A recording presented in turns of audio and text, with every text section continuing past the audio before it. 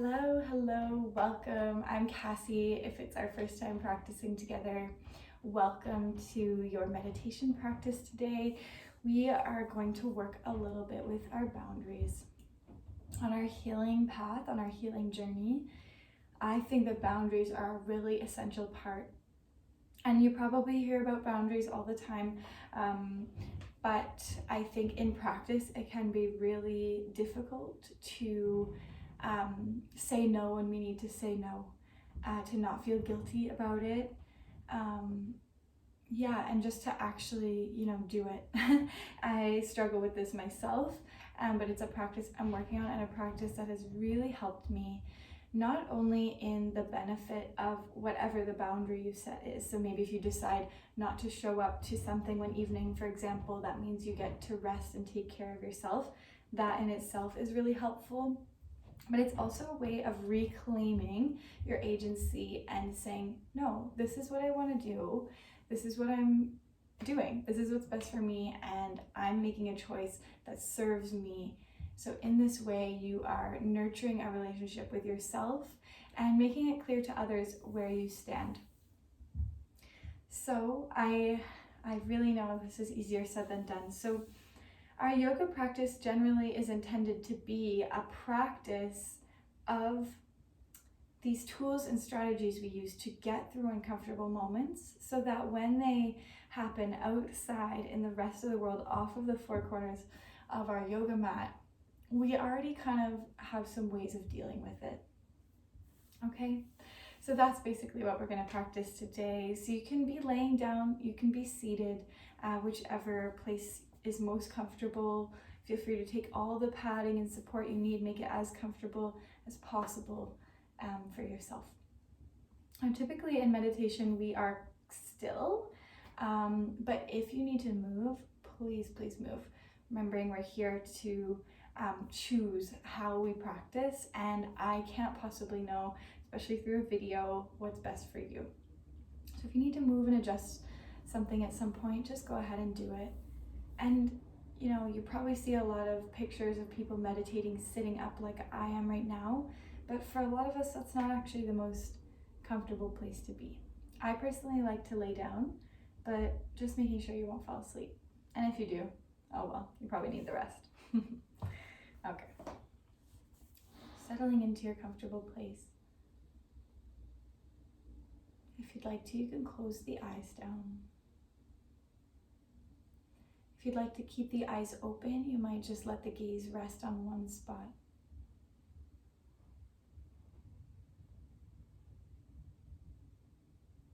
And then noticing how we're feeling in our body today. If there's any sensations you can track and notice. Maybe there's some pain somewhere or some tension.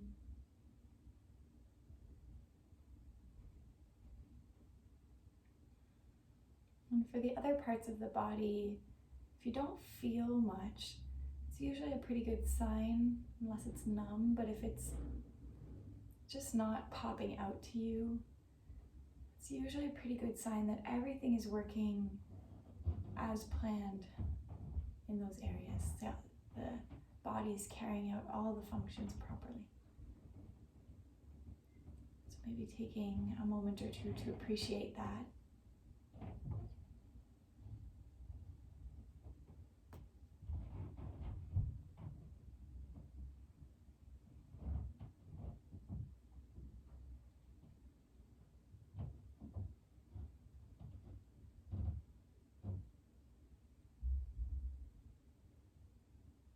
Could start to notice what your energy level is in this moment.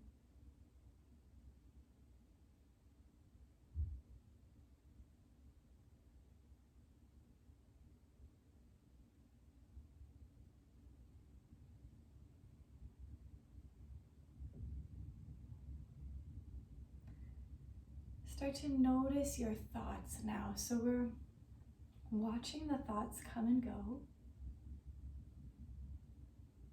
They'll come into the mind and then they'll leave.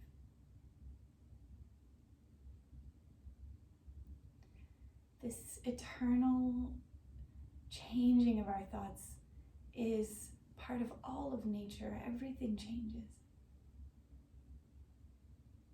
So when I think of watching the thoughts, I like to imagine I'm laying on the back,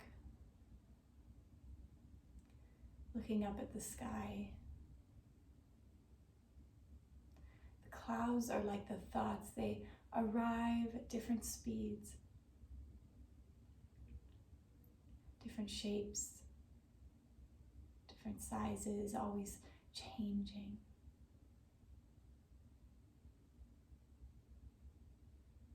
Coming into my view and then passing. Some hang on a little longer. Some are a little lighter, some a little darker. But for sure, always changing. Always coming, always going, and it allows us to be less involved in the thoughts. So we take on this role of a witness.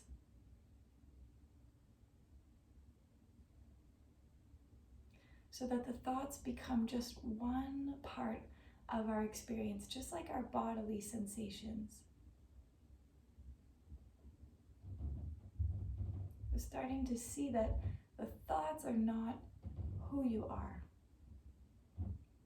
They are just one small part of your experience, one manifestation of you. There's many others.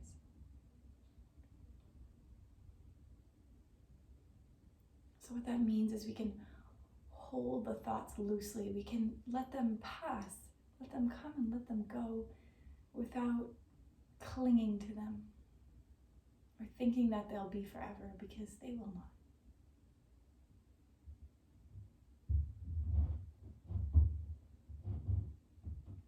Okay. Now we can start to check in with our emotions today. What does your heart say?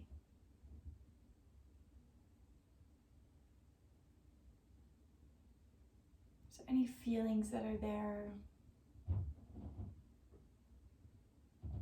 They could be big, small.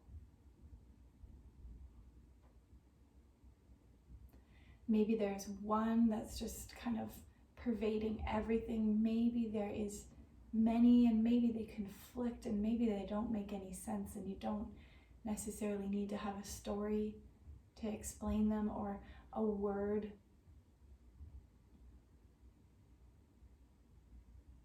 Just letting the actual feeling itself be heard, be validated as a real part of your experience. And it doesn't matter how the feeling got there, and it doesn't matter what anyone else thinks.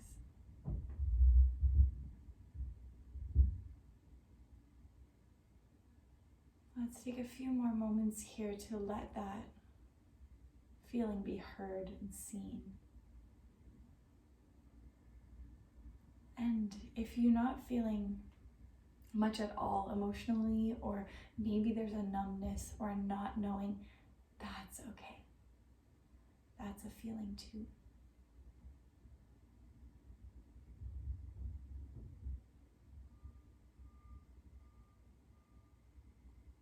We can start to notice our breathing. So if you'd like, you could bring your hands onto the belly or the ribs, or maybe the heart. And just start to notice the natural rise and fall of your breath. You don't need to change the breath right now.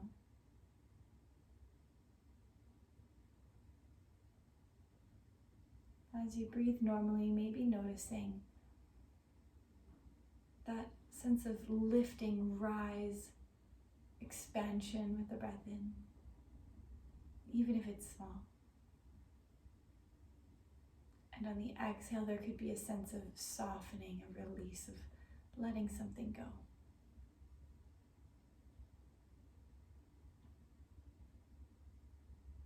This is the nature of our being, this always bringing something new in the new moment, the new breath, nourishment, thoughts, ideas, words, everything new. And then it becomes old at some point and we release it, whether it's a belief that we hold, physically, things we ingest, of course the air we breathe.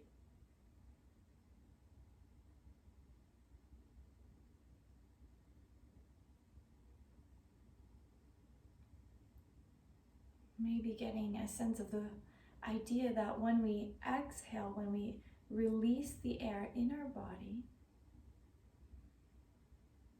maybe there's a bit of a loss there, but we create this space for something new. And that's what we do with our boundaries. We say no to one thing, or at least a part of something. So it allows us to invite in something more aligned with us, who we really are, how we really want to feel, or what we really need at any given moment.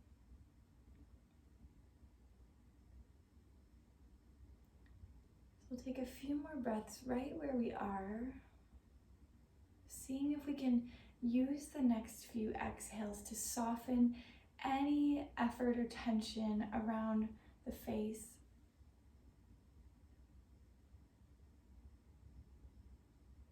The jaw, maybe letting the teeth separate, the tongue drop away from the roof of the mouth.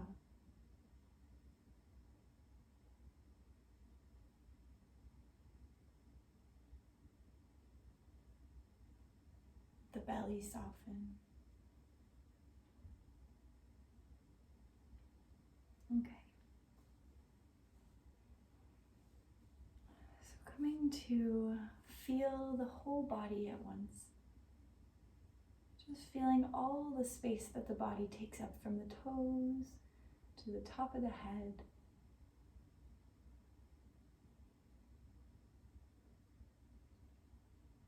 In your body, there's an estimated 30 to 40 trillion cells.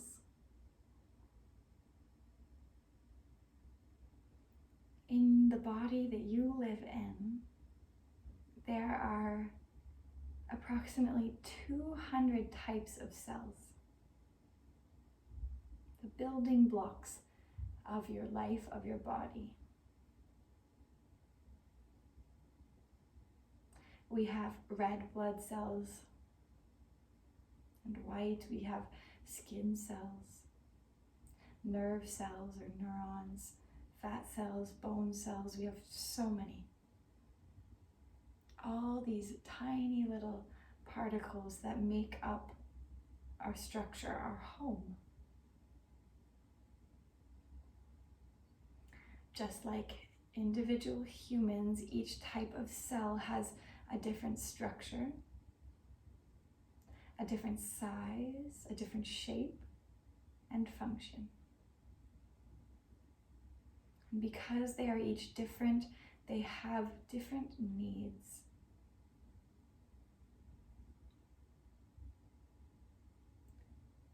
Just like humans, we have different needs because we are different. Different experiences, different backgrounds, different ways of moving through this world. Just like the cells that make up our body. And just because a bone cell needs something different than a blood cell doesn't mean that either one is right or either one is wrong. They just need different things for their nourishment and their survival. So these cells, they have these walls, semi-permeable walls, which means that they have a barrier that allows only certain molecules to pass through. At the same time, the cell is pushing out waste, pushing out what it no longer needs, blocking things it doesn't need from entering its space. These cells that are making up the entirety of our body are constantly evaluating what nourishes their well-being, what it needs more of to thrive, to do what it's meant to do, to carry out its purpose. It knows that this particular molecule is going to increase my health. At the same time, the cell must constantly evaluate what is inside that no longer serves its purpose, what is no longer needed, and it pushes that waste through the cell wall, freeing up space. That's the best part. That once it gets rid of what it doesn't need anymore, it has all this space to accept in something more nourishing, more beneficial for its health. Amazingly, these cells that make up our body even communicate to each other. They share nutrients, they work together to get tasks done. All the different systems of our body are interacting always, and that goes right down to the cellular level. But what's important here is that the cells communicate their needs, not just to the things coming and going from the walls, the nutrients, the waste. They are communicating with other cells around them what they need.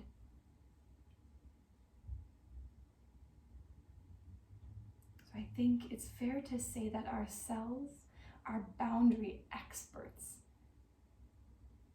Their physical walls are a boundary mechanism, and the cell itself has the intelligence to decide what is needed and what isn't, or what is helpful, what is healthy, what is nourishing, and what isn't. So since you are made of 30 to 40 trillion cells, know that you can also communicate your needs. You can also invite in what nourishes you, and you can also block what drains, depletes, and is unhealthy for you, big or small. You can be a boundary expert too, because you are made of boundary experts.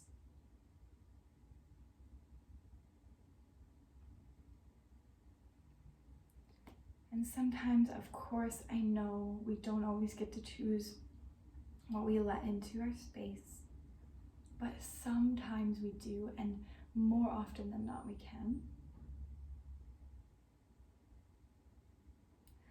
So when we think of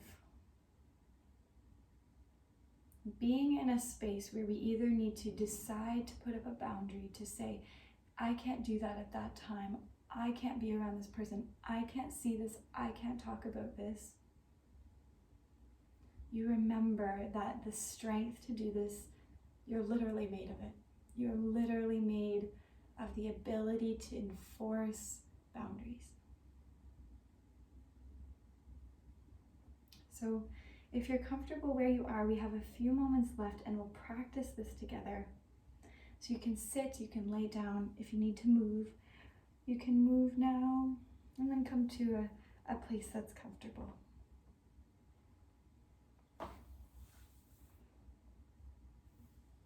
Maybe settling into some relative stillness, remembering that you are always welcome to move if you need to move. It's not going to ruin it, it's all good. And now you could remember the physical limits of your body again, so maybe kind of feeling all the places your skin touches.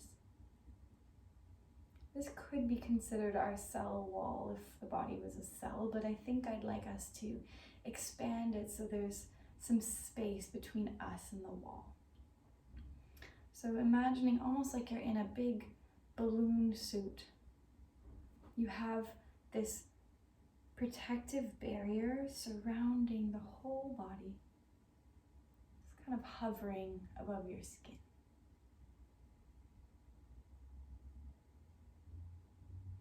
Maybe you would imagine what that would look like if there's a color. Is it clear? Is it glass? Is it thick? Is it thin? Just start to envision your wall, your barrier around you.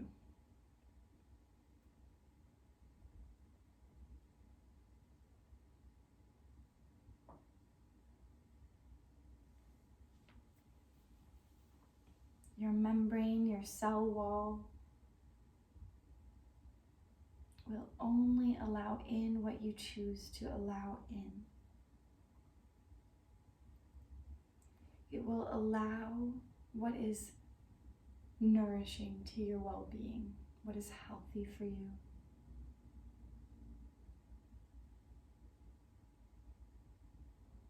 Inside that wall, it might also decide things it said yes to before, it no longer does. They're no longer required for our well-being, although they may have been at some point. So this might be certain ways we respond, certain beliefs we hold, certain people we hold close, jobs, parts of our identity may have served our well-being at one point, but maybe no longer.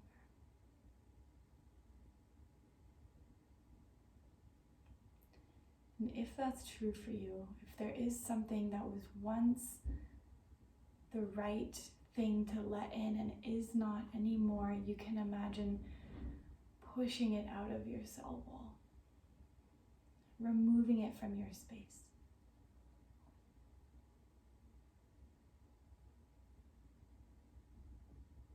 Freeing up all this space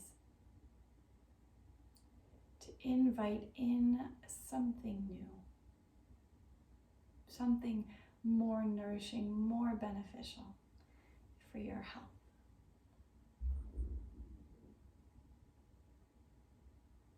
Just like cells, our main job is to do what we need to be healthy, to live. And helping others, being with others, has to come second. Or maybe if it does come second, it might allow us to show up better in those situations with more love, more energy and more compassion and understanding, because the cell is healthy. And then the cell could support the others only when it no longer needs to fight for its own survival.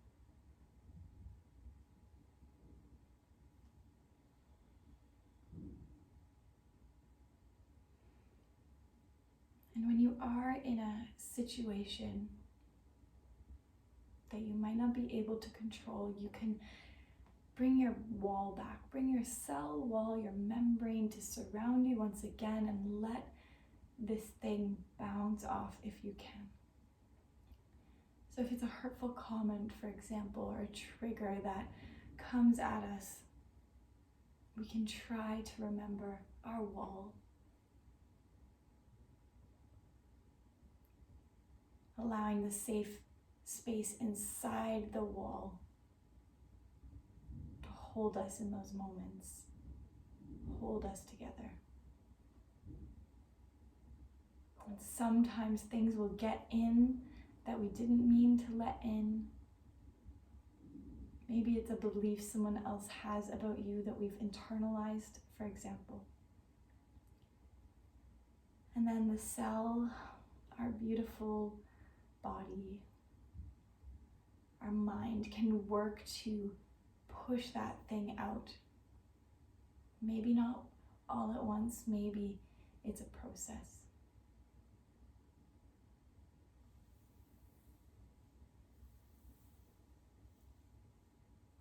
Remembering that the more we reduce what's harmful to us, whatever we can that's in our control, the more space we have to let love in, to let in nourishment, creativity, to work towards what we're here to do on this earth. Let's take a few breaths here, a few moments in silence.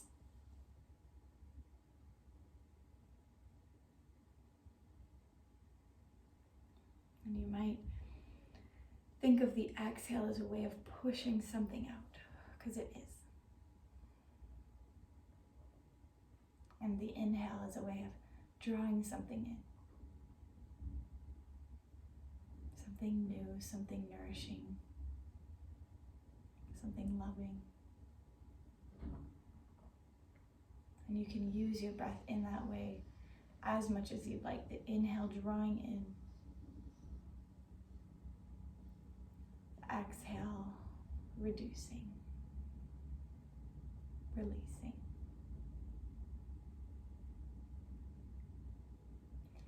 Feel free to continue with that breathing practice as long as you'd like. I'll leave you to it. Thank you for practicing with me today. You're always welcome to get in contact with me if you have questions or feedback. It's an honor to practice with you. Thank you for being here. Shanti. Shanti means peace. Peace to you.